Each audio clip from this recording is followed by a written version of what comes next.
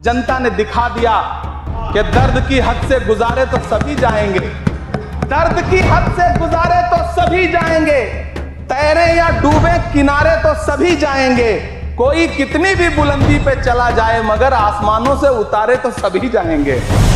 मैं आईना हूं दिखाऊंगा दाग चेहरों के, मैं आईना हूं दिखाऊंगा दाग चेहरों के, जिसे बुरा लगे वो सामने से हट जाए। कभी कभी मेरा मन करता है कि मणिपुर में निर्वस्त्र करके घुमाई गई बेटियों से पूछूं कि अमृतकाल आया है या नहीं आया। कभी कभी मेरा मन करता है सभापति महोदय कि देश के लिए ओलंपिक लाने वाली बेटियां जो इसी जंतर मंतर पर घसीटी गई उनसे पूछूं कि अमृतकाल आया है कि नहीं आया है। कभी कभी मन करता है कि तबरेज अंसारी की विधवा से पूछूं, कभी कभी मन करता है कि सहारनपुर के उन 3 बच्चों से पूछूं जिन्हें छत्तीसगढ़ में लिंच करके मार दिया गया।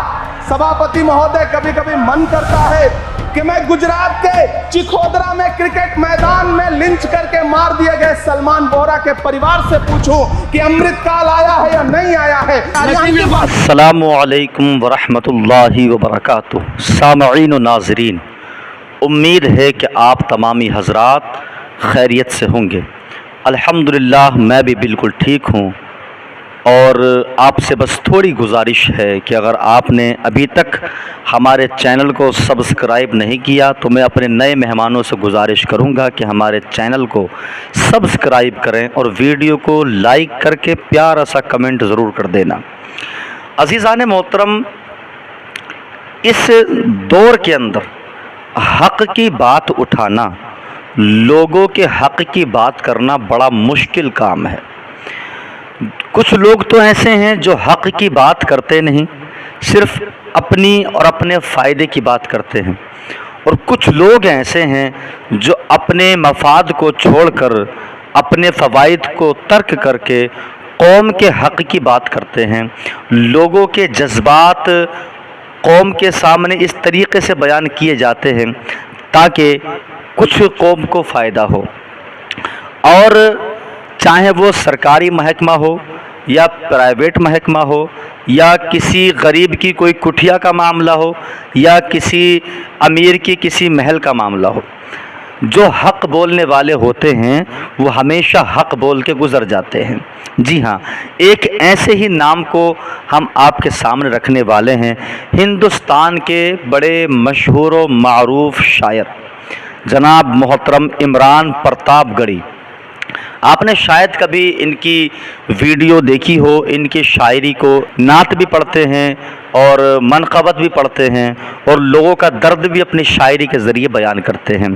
इमरान प्रतापगढ़ी बड़ा मशहूर और मारूफ़ शायर का नाम है, और ये मुआशरे में ऐसे हैं, अगर किसी भी मुशायरे के अंदर जाते हैं, किसी भी प्रोग्राम में जाते हैं, तो जब ये स्टेज पर पहुंचते हैं तो प्रोग्राम के कामयाबी की ज़मानत बन जाते हैं।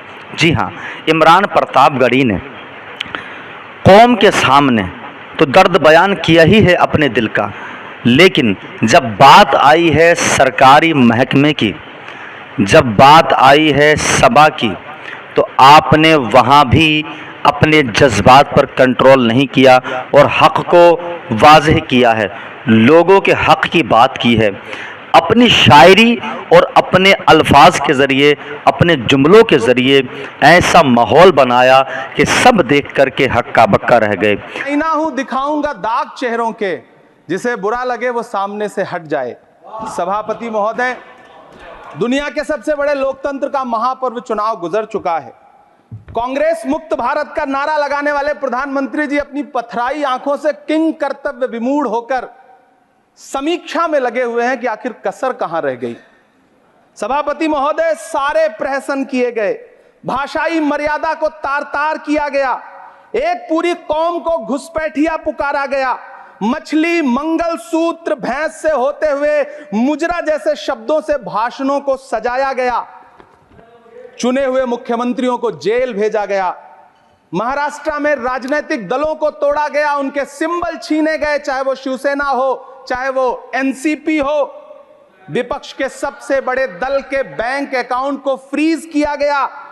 उसके बाद मोदी सरकार चुनाव लड़ने के लिए जनता के दरबार में गई, लेकिन वाह री जनता, जनता ने दिखा दिया कि दर्द की हद से गुजारे तो सभी जाएंगे, दर्द की हद से गुजारे तो सभी जाएंगे, तैरे या डूबे किनारे तो सभी जाएंगे, कोई कितनी भी बुलंदी पे चला जाए मगर आसमानों से उतारे तो सभी जाएंगे।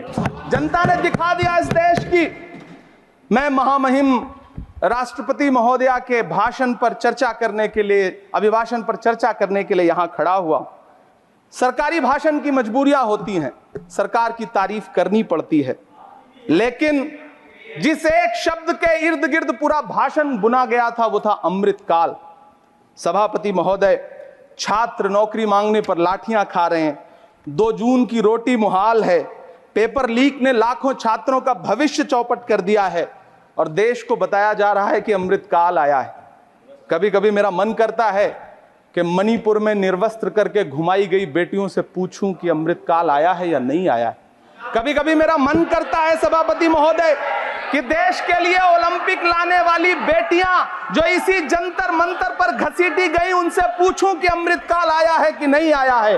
कभी कभी मेरा मन करता है कि रात के 2 बजे बिना परिवार की मर्जी के हाथरस में जलाई गई उस दलित बिटिया जो बलात्कृत थी, उसको स्वर्ग में संदेशा भेजूं और उससे पूछूं कि आया हुआ अमृतकाल तुम्हें दिख रहा है या नहीं दिख रहा है। कभी कभी मन करता है कि मैं बिल्किस बानो से पूछूं कि देश में आया हुआ अमृतकाल तुम्हें नजर आ रहा है या नहीं आ रहा है। सभापति महोदय, कभी कभी मन करता है कि भीड़ के जरिए लिंच करके मारे गए पहलू खान की 85 साल की दोनों आंखों की अंधी मां से पूछूं कि देश में आया अमृतकाल तुम्हें दिख रहा है या नहीं दिख रहा है। कभी कभी मन करता है कि ईद के कपड़े खरीद कर लौट रहे 17 साल के हाफिज जुनैद से पूछूं, जिसे बल्लभगढ़ में ट्रेन में लिंच करके मार दिया गया, कि अमृतकाल आया है या नहीं आया है। कभी कभी मन करता है नजीब की मां से पूछूं, कभी कभी मन करता है कि तबरेज अंसारी की विधवा से पूछूं, कभी कभी मन करता है कि सहारनपुर के उन 3 बच्चों से पूछूं जिन्हें छत्तीसगढ़ में लिंच करके मार दिया गया। सभापति महोदय, कभी कभी मन करता है कि मैं गुजरात के चिखोदरा में क्रिकेट मैदान में लिंच करके मार दिए गए सलमान बोहरा के परिवार से पूछूं कि अमृतकाल आया है या नहीं आया है। कभी कभी मन करता है कि मैं अलीगढ़ के औरंगजेब उर्फ फरीद से पूछूं जिसे लिंच करके मार दिया गया और बाद में उसी मृतक के ऊपर डकैती का मुकदमा कायम किया गया। सभापति महोदय, यह कैसा अमृतकाल है जिसके अभिभाषण में स्वास्थ्य पर सिर्फ आधे मिनट पर चर्चा हुई।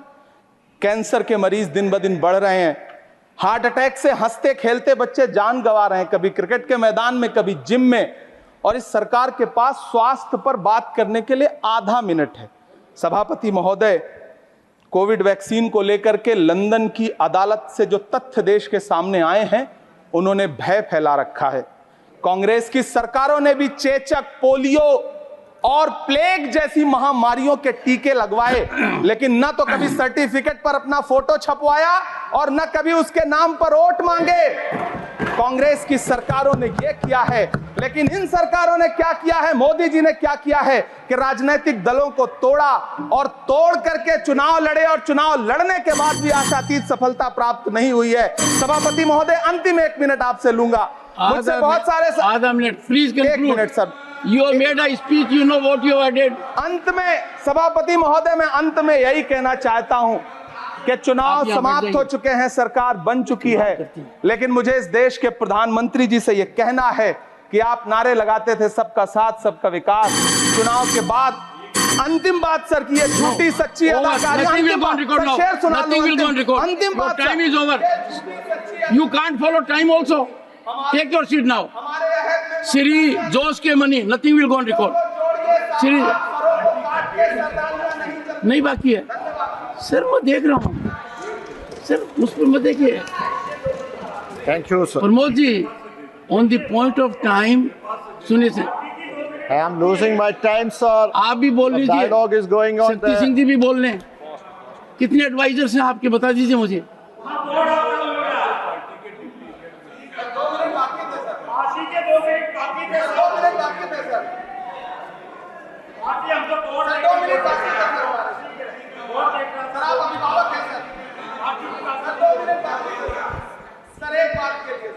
No, nothing will go on record. Sir, what is this? Pramod ji, you rise. Shakti Singh Goyal rise, and rising has become a habit. Leader of the opposition is present here. He again has risen. No, you can't rise unless I say so.